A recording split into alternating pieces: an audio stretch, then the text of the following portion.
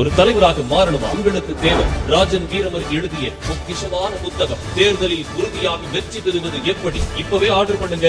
2 நாள் சிறப்பு பயிற்சியிலையும் கலந்துக்கங்க. வணக்கம் வணக்கம். இது தினமலரின் சைலைட்ஸ் பவர்ட் பை ராஜன் வீரமர் எழுதிய தேர்தலில் உறுதியாக வெற்றி பெறுவது எப்படி. பேக்கரியை அடித்து நொறுக்கிய திமுக கவுன்சிலர் முன்விரோதம் காரணமாக அடித்து நொறுக்கப்பட்டதா என்று பலரும் கேள்வி கொண்டிருக்கும் நிலையில் பல வருட உழைப்புங்க எல்லாத்தையும் அடிச்சு நொறுக்கிட்டாங்க என்று வீடியோ வெளியாக இருக்கிறது. விவரங்களை பாருங்க.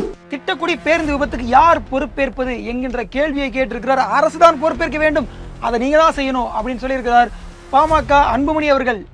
சென்னையில் மிகவும் பரபரப்பாக இயங்கிக் கொண்டிருக்கக்கூடிய மருத்துவமனையான ஸ்டான்லி மருத்துவமனையில் 3 அடி உயரத்தில் கஞ்சா செடி யார் வைத்தார்கள், எப்படி வளர்ந்தது, விதையை தூவியது யார் என்று போலீஸ் புலன் விசாரணை.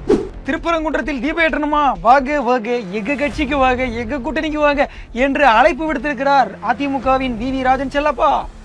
கிரிக்கெட்டில் நான் ஒரு ஆஃப் ஸ்பின்னர், மிகச்சிறந்த பவுலர், எனது அப்பாவிற்கு நான் பவுலிங் செய்திருக்கிறேன் தெரியுமா என்று தன்னுடைய பள்ளி பருவகால விளையாட்டு நினைவுகளை நினைவு கூர்ந்திருக்கிறார் தமிழகத்தின் முதலமைச்சர் மு.க. ஸ்டாலின் அவர்கள். தமிழகம் ஒரு மிகப்பெரிய கிரிக்கெட் வீரனை இழந்து விட்டதா? ஐயோ, விவரங்களை பாருங்க.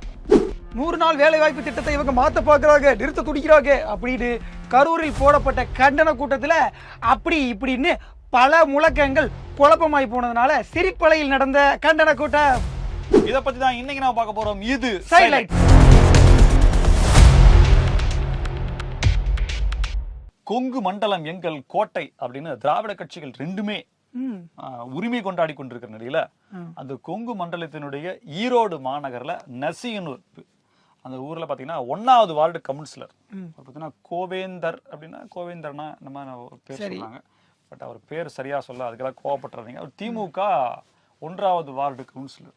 அவர் பண்ண சம்பவத்தினால அண்ணன் கொஞ்சம் பீதி அடைஞ்சிருக்காப்ல, அதனாலதான் பேட்டி கொடுத்தவர் பாதிக்கப்பட்ட அந்த பேக்கரி உரிமையாளர் இருக்கா இல்லையா, அவர் அது என் கட்சி பேர் சொல்ல வேண்டாம்னு சொன்னாருங்கன்னு சொல்லி பேட்டிலே சொல்றாரு. அவர் மீறியும் ஏதோ திமுகன்னு ஒரு இடத்துல பதிவு பண்ணிருக்காரு, பார்த்து என்னன்றது தெரியல. அவர் ஏதோ ஒரு கட்சியை சேர்ந்தவர்னு கூட. அவர் நாம் தமிழர் கட்சியை சேர்ந்த இளைஞர் பாசறையினுடைய பொறுப்பாளராக இருக்காரு. 2 பேருக்கும் அதாவது கிட்டத்தட்ட 10 வருடங்களா அவர் பேக்கரி நடத்திட்டு வராருன்னு நினைக்கிறேன். அந்த இடத்தினுடைய உரிமையாளர் 2020 இறந்து போறாரு. அந்த உரிமையாளருடைய உறவினராக இந்த கவுன்சிலர் அறியப்படுகிறார். அதன் பிறகு பல பிரச்சனைகள் வந்தாலும் வாடகையை அவர்கிட்ட தான் கொடுத்துட்டு வராரு. இந்த பேக்கரி நல்லா போகுது அப்படின்றதுனால இந்த பேக்கரி அப்படியே அண்டர்டேக் பண்ணிக்கலாம் அப்படின்ற ஒரு எண்ணத்துல அந்த திமுக கவுன்சிலர் இருந்தாரா அப்படின்றது தெரியல. காலி பண்ணுங்கன்னு சொன்னவொடனே அவர் ஏதோ கேஸ் போட்டார் போல இருக்கு. அவருடைய தீர்ப்பு வர இருக்குது அப்படின்றதுனால அது எங்க சாதகமா தீர்ப்பு வந்துருமோ அப்படின்ற மாதிரியான ஒரு பயத்துல இந்த மாதிரியான வேலை செஞ்சுட்டாரு அப்படின்னு சொல்லி இந்த கடையை நடத்தி கொண்டு வந்த நபர், அந்த இளைஞர் சொல்றாரு, 20 வருடங்கள் உழைப்புங்க, சின்ன வயசுல இருந்து வேலை பார்த்து நான் சேர்த்து கொஞ்சமா சேர்த்து வச்சு 24 மணி நேரமும் இருக்கக்கூடிய பைபாஸ்ல இருக்கக்கூடிய பேக்கரி அப்படிங்கறதுனால இருக்கு.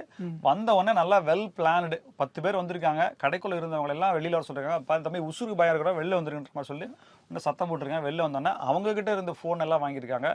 எல்லாத்தையும் அடிச்சு உடைச்சிட்டு கல்லாப்பெட்டிக்குள்ள இருக்கிற அந்த ஹார்ட் டிஸ்க் எல்லாம் வெல் பிளான், எங்க ஹார்ட் டிஸ்க் இருக்கும், டிவிஆர் இருக்கும், அதுல எங்க ஹார்ட் டிஸ்க்ன்றது எல்லாம் தெரிஞ்சுக்கிட்டு ஒரு 10 பேர் வந்து இரும்பு ராடுனால கூல்ட்ரிங்க்ஸ் பாட்டில், மிக்சரு, கேக்கு, பப்ஸ், முன்னாடி டிஸ்பிளேக்கு வச்சிருந்த இது, மேல இருந்த லைட்டு, கேமரா எல்லாத்தையும் துவம்சமா எதுவுமே மிச்சம் வைக்காம. திமுக உடைய உடன்பிறப்பினுடைய மூளை எப்படி வேலை செய்யணும் அப்படிதான் ஹார்ட் டிஸ்க் முதல் கொண்டு தூக்கியிருக்கேன். அப்புறம் காவல்துறைக்கு தகவல் தெரிஞ்சு வந்து பாத்துருக்காங்க. பாத்துங்க இதெல்லாம் நடந்துருச்சு, இப்பவே 50 லட்ச ரூபா லாஸ்ல இருக்கீங்க, உசுருக்கு பயம் அப்படின்ற மாதிரி ஏதோ சொல்லிருப்பாங்களா என்னன்றது தெரியல. சோ அவர் கடைசி வரைக்கும் இல்லைங்க சொல்ல வேண்டாம்னு சொல்லிருக்காங்கன்னு சொல்லிட்டு இப்ப செய்தியாளர் கேள்வி கேட்டுன்னு கட்சியோட பேரை சொல்லியிருக்காரு. என்ன நடக்கும் அப்படின்றது தெரியல. பட் ஒரு கவுன்சிலருக்கு இந்த அளவிற்கான ஒரு தைரியம், ஒரு கடையில பூந்து 50 லட்ச ரூபா உள்ள பொறுமானம் உள்ள ஒரு இடத்த துவம்சம் பண்ணி எடுக்கிறார் அப்படின்னா இது நம்ம என்னன்னு சொல்றதுன்றது. அதாவது திமுக உடைய ராஜ்யத்துல அந்த மாவட்ட செயலாளர்கள் தான் வந்து குறுநில மன்னர்கள்னா அந்த குறுநில மன்னர்களுடைய ஜமீன்தார்கள் ஒருவராக இந்த கவுன்சிலர்கள்லாம் இருப்பாங்கல்ல. ஆனா ஒரு ஜமீன்தாருக்கு இந்த உரிமையெல்லாம் கிடையாதா? பேரரசர், அரசர், சிற்றரசர், குறுநில மன்னர், அப்புறம் அதுக்கு கீழே என்ன நில உடைமையாளர், ஜமீன்தார் அப்படின்ற மாதிரி பல பேர் வர்றாங்க போல இருக்கு. ஆனா எல்லாருக்குமே பொறுப்பு, எல்லாருக்குமே அதிகாரம், யாரும் யாரையும் கேள்வி கேட்க முடியாது அப்படிங்கிற மாதிரி தான் ஒரு பெரிய கட்டமைப்பு, அரச கட்டமைப்பை உருவாக்கி இருக்காங்களா அப்படின்றது கேள்வி. திட்டக்குடி அருகே ஒரு பேருந்து சென்று கொண்டு இருக்கும் போது, அது திருச்சி டு சென்னை, அந்த பேருந்து போயிட்டு இருக்கும் போதே டயர் வெடிச்சு போய் அது சாலை தடுப்பை உடைத்து அது 9 பேர் பலியான சம்பவம் எல்லாருக்கும் தெரிஞ்ச விஷயம்தான். இதற்கு யார் பொறுப்பேற்பது என்கின்ற ஒரு கேள்வி. பாசிச பாஜகவின் சதி, பாகிஸ்தான் தீவிரவாதிகளின் சதி. டயர் பஞ்சர் ஆனதுக்கெல்லாம் பாசிச பாஜக காரணம்னா என்ன அர்த்தம் எனக்கு புரியல. நம்பினாதான் சோறு பாத்துக்கோ, சோறு வேணுமா. அதாவது அமைச்சர் சிவசங்கர் அவர்கள் இதற்கு முன்பு நடந்த தென்காசி பஸ் விபத்தாக இருக்கட்டும், திருப்பத்தூர் பஸ் விபத்தாக, எந்த விதத்திலும் பொறுப்பேற்காம யார் காரணம்னு சொல்லாம மூடி மறைச்சு பூசி மெழுகி ஐயா வந்து எஸ்கேப் ஆயிட்டாப்ல. ஆனா இப்போது திட்டக்குடி விவகாரம் மீண்டும் பூதாகரமா இருக்கு. அரசு பேருந்தினுடைய முன்பக்க டயர் வெடிச்சு ஆப்போசிட் லேன்ல போன 2 கார் மேல மோதி அதுல உள்ள அந்த கார்ல இருந்த கிறிஸ்துமஸ் நன்னாள்ல இந்த மாதிரி நடக்கிறது அப்படிங்கிறது வந்து கிட்டத்தட்ட 9 பேர் இது வரைக்கும் இறந்திருக்காங்க.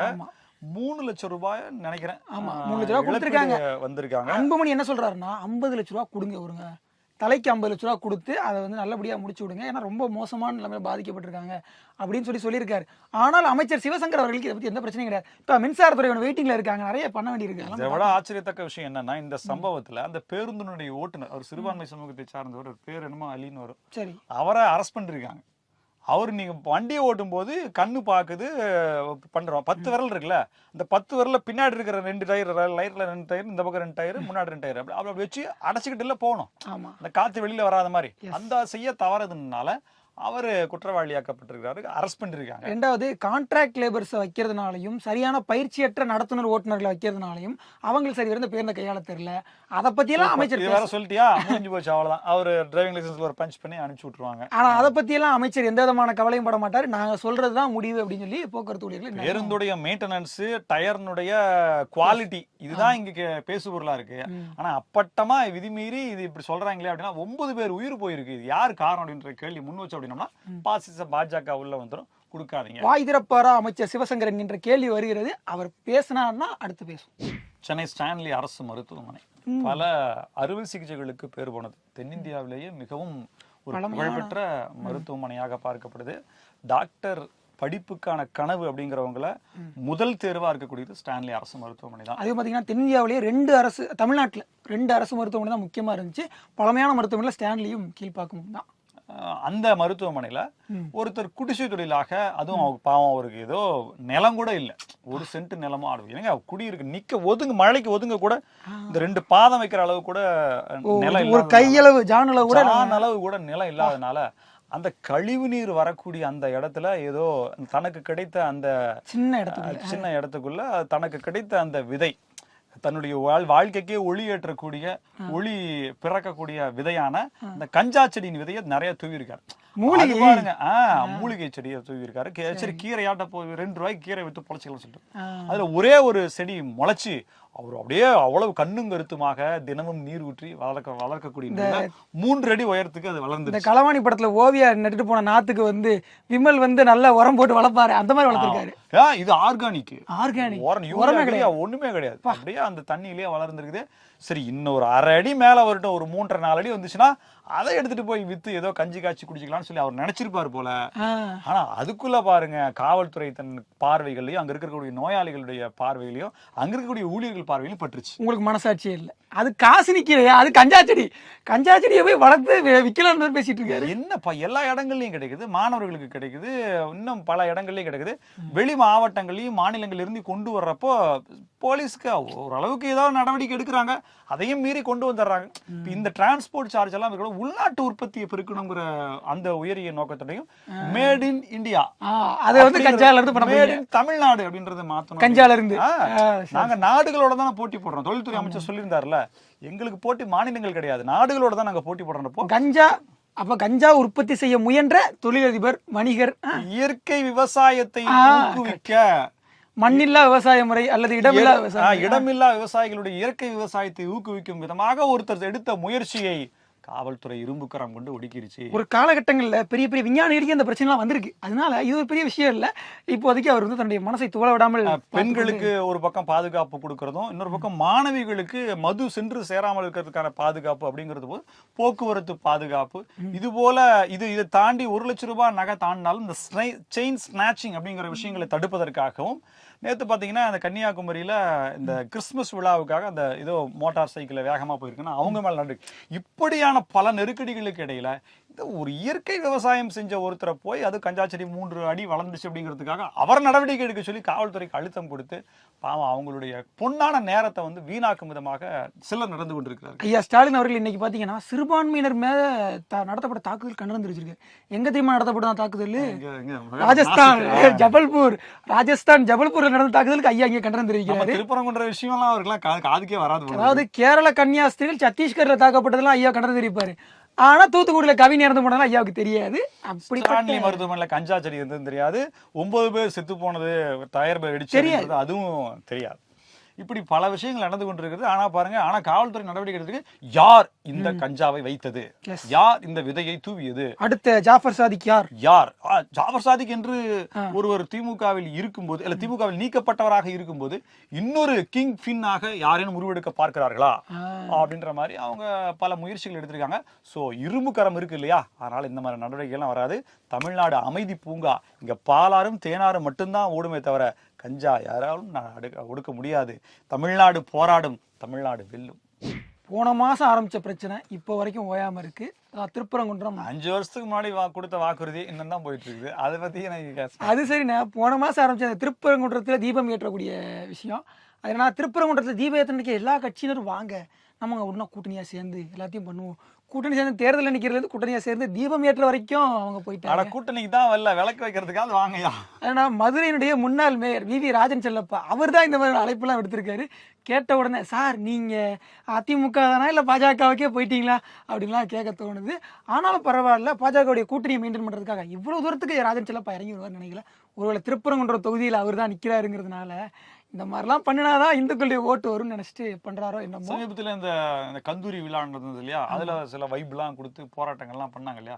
சரி, ஒருவேளை அப்படின்னா அவங்களுக்கு அனுமதி கொடுக்குறீங்க எங்களுக்கு அனுமதி கொடுக்குறாங்கன்னு ஒரு பாயிண்ட் எடுத்துக்கிட்டு எஸ். அது மட்டும் இல்லை, அந்த மதுரையில் வந்து நிறைய சந்தை கடைகள்லாம் தீபம் வச்சு நாம அந்த இடத்துல ஏற்றணும் அப்படின்னு சொல்லி நிறைய பேர் வந்து ஒரு கருத்தெல்லாம் தெரிவிச்சிருந்தாங்கல்ல. அது ஒரு வேளை அவருக்கு ஒரு பீதியை கிளப்பி இருப்போம் என்னமோ. அதனால இப்போ அவர் இறங்கி வந்திருக்காரு. சரி, சிறுபான்மையினர் ஓட்டு தான் நமக்கு கிடைக்காது, அட்லீஸ்ட் இந்துக்கள் ஓட்டாவது கொஞ்சம் விழுந்துட்டோம்னா டெபாசிட் வாங்குறதுக்குண்டான வேலைகளை நம்ம பார்ப்போம் அப்படின்னு இறங்கிட்டாரு போல. இந்த நேரத்துல இன்னொரு சம்பவம் நடந்திருக்கு. என்னன்னா, விசிக விடுதலை சிறுத்தைகள் கட்சி நம்ம திருமாவளவன் அவர்கள் திருப்பரங்குன்றத்துல கூட்டம் போட்டு அங்க வந்து விஜயும் சீமானும் RSS பிள்ளைகள் மைக்க பிடிச்ச உடனே சொன்னாரு பாருங்க ஒரு வாசகம், அந்த மகுடத்தை மாட்டி அந்த வேலை பிடிச்சாருல, அதெல்லாம் எவ்வளவு அரிய கண்கொள்ளா காட்சிகள். அப்படி பேசினதுக்கு பிறகு இப்ப பாஜக ஒரு கண்டன அறிக்கை வந்திருக்கு. ANS பிரசாத் அவர் தான் அந்த கண்டன அறிக்கை விட்டுருக்காரு. என்ன கேட்கிறாருன்னா, நீங்க விடுதலை சிறுத்தைகள் கட்சிங்கிறதெல்லாம் மறந்துட்டீங்களா? உங்களை ஊருக்குள்ள என்ன சொல்றாங்க, விழுப்புரம் சிதம்பரம் கட்சின்னு சொல்லிட்டு இருக்காங்க. விழுப்புரம் சிதம்பரத்துல சீட்டு வாங்கி எலெக்ஷன்ல நிக்கிறோம், எம்பி 2 சீட்டுங்கிறத கொஞ்சம் மரியாதையா சொல்லியிருக்காங்க. விழுப்புரம் MP சிதம்பரம் MP மரியாதையா சொல்லியிருக்காப்ல.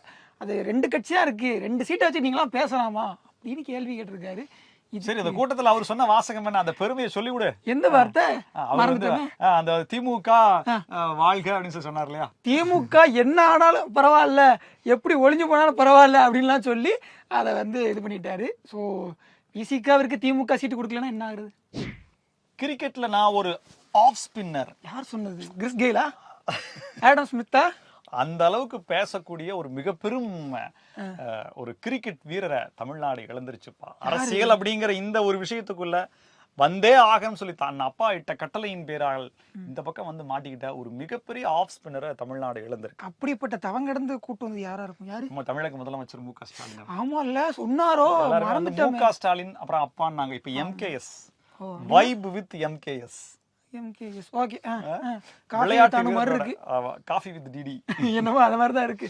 விளையாட்டு வீரர்களோட ஒரு புரிந்துணர்வுங்கிற ஒரு கலந்துரையாடல அவர் ஏற்படுத்தியிருக்காரு. சகஜமா எந்த விதமான A4 ஷீட்டும் டெலிபிராம்டரும் இல்லாம எல்லா கேள்விகளுக்கும் நேர்மையானவர்களை தன்னுடைய அனுபவங்களை அந்த பள்ளி பருவ காலத்து அந்த நினைவலைகளை பகிர்ந்து கொண்டிருக்கிறான்னு சொன்னதோட முடிச்சுன்னா பரவாயில்ல. அது ப்ராம்ப்டர் இல்லாம, அது என்னது இன்னொன்னு நம்ம ஸ்கிரிப்ட் இல்லாம, பேப்பர் இல்லாம ஏதாவது சொல்லுமா? சொல்லக்கூடாதா? சொல்லக்கூடாது. பெருமை வேண்டாம்னா விட்டுருங்க, நான் சொல்லல. தன்னுடைய அப்பாவான கருணாநிதிக்கு நான் பவுலிங் பண்ணிருக்கேன். அவர் வந்து ரிக்கி பாண்டிங், சச்சின் டெண்டுல்கர், அப்புறம் பும்ரா. சொல்லுங்க. பும்ரா பவுலரியா? சாரி, பவுலர் தான். பவுலர் இல்லையா அவரு? அவரு பேட்ஸ்மேனியா? அவரு சரி சரி சரி சரி, அவருக்கு இவர் பவுலர் பண்றாரு. நான் கருணாநிதியின் சிறப்புகள் சொல்லிட்டு வரேன். அப்புறம் பாத்தீங்கன்னா இன்னும் கிரிக்கெட் ஜாம்பவான்கள், ஆஸ்திரேலியால என்னென்ன ஜாம்பவான் இருக்காங்களோ எல்லாரையும் சேர்ந்து ஆடம் கில்கிறிஸ்ட், எல்லாரையும் ஒரு உருவம்.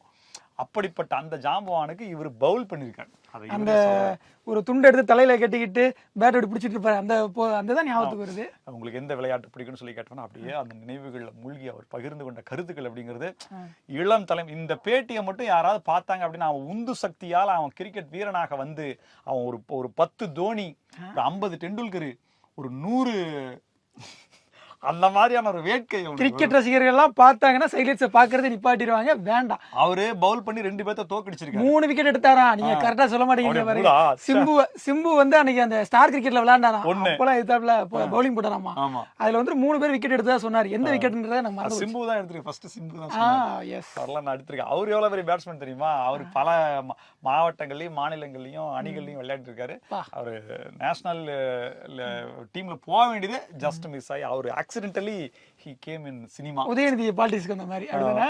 சோ அந்த மாதிரி ரொம்ப விளையாட்டுகளா சொன்னேன். நான் என்ன சொல்றேன் அப்படின்னா 2 கப்பு, 1 கப்பா இருந்தா கூட போல 2 கப்பை எடுத்துக்கிட்டு அந்த உலக மாற்றுத்திறனாளிகள் கிரிக்கெட் போட்டியில வெற்றி பெற்று தன்னுடைய மகனுக்கு ஒரு கப்பையும் தன்கிட்ட ஒரு கப்பையும் கொடுத்து ஒரே ஒரு போட்டோ எடுத்துக்கொண்ட அந்த விளையாட்டு வீரருக்கு நீங்க செய்த சிறப்பு அப்படிங்கிறத உலகம் இருக்கிற வரைக்கும், தமிழ் மொழி இருக்கிற வரைக்கும் பேசுபொருளாக இருந்து உங்களுடைய பெருமையை பறைசாற்றும் அப்படிங்கிறது என்ற மாற்று கருத்தும் இல்லை. எனக்கு ஒரு சின்ன ஆசை, ஐயா ஏதாவது கப்பு வாங்கியிருந்தேன் கிரிக்கெட் போட்டியில வாங்கியிருந்தா நான் காமிக்க சொல்லுங்க. அந்த காசியப்ப பாத்திர கடையுடைய பேர் எதுவும் இருக்கான்றத மட்டும் நான் செக் பண்ணிக்கிறேன். இதுல இன்னொரு அர்த்தம் இருக்கு.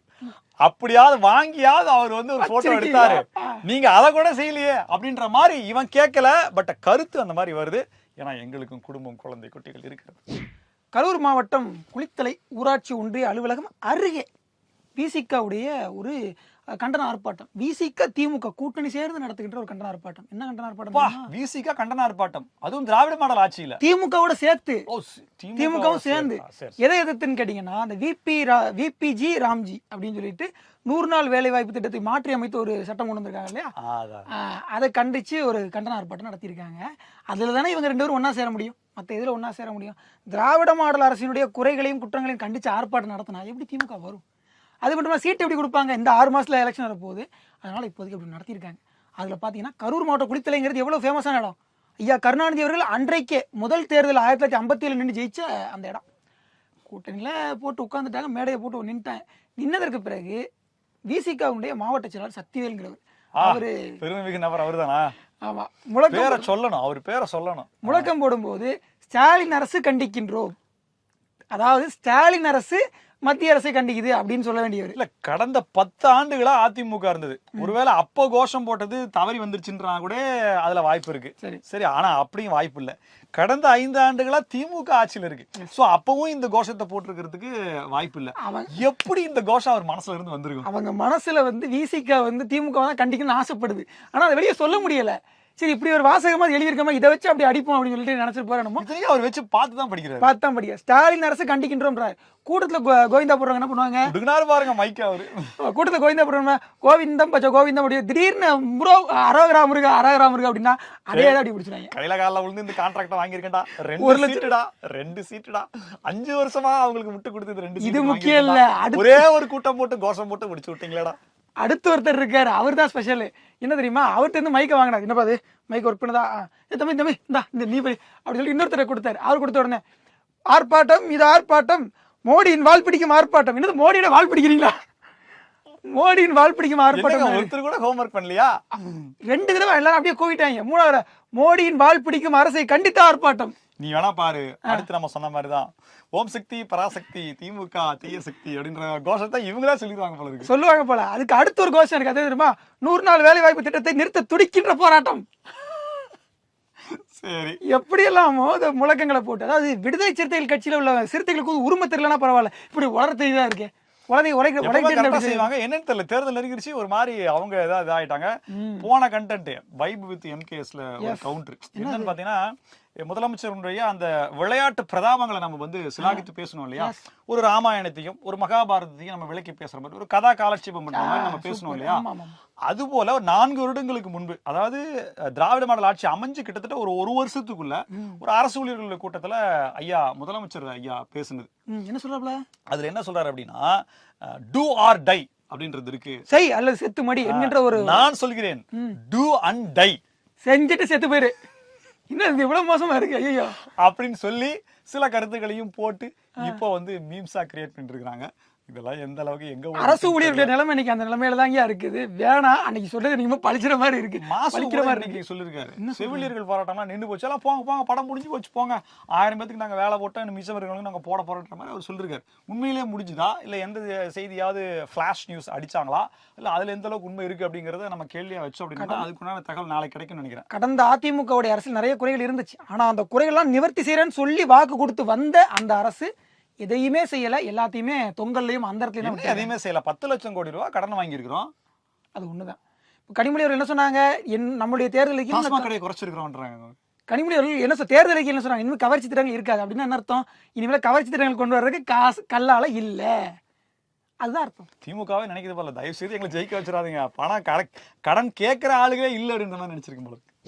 இதே போல பல புதிய தகவல்களோடு மீண்டும் உங்களை சந்திக்கிறோம். இது சைட்லைட்ஸ். நன்றி.